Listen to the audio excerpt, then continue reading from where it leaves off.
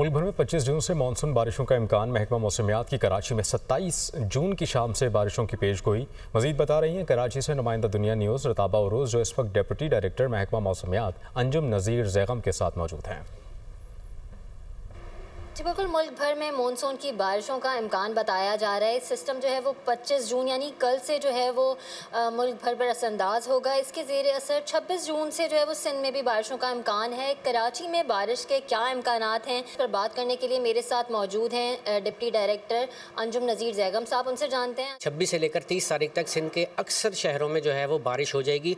अगर हम कराची की बात करते हैं तो कराची में जुम्मे के रोज़ यानी कि 27 तारीख की शाम से मानसून की बारिशों का आगाज़ का इम्कान मौजूद है और ये सिलसिला जो है इतवार तक बरकरार रहेगा।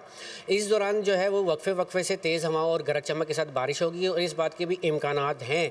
ये हफ्ते और इतवार के रोज़ कराची में जो है बारिश का स्पेल ज़्यादा शिद्दत इख्तियार कर सकता है, जिसकी वजह से शहर के जो नशेबी इलाके हैं वहाँ पर अर्बन फ्लडिंग की सी कैफियत पैदा हो सकती है। जी बिल्कुल, अंजुम साहब का ये कहना था कि जुम्मे की शाम से लेकर इतवार तक जो है वो शहर में बारिशें होंगी और अगर बारिश तेज़ होती है तो शहर में अर्बन फ्लडिंग का भी खदशा होगा।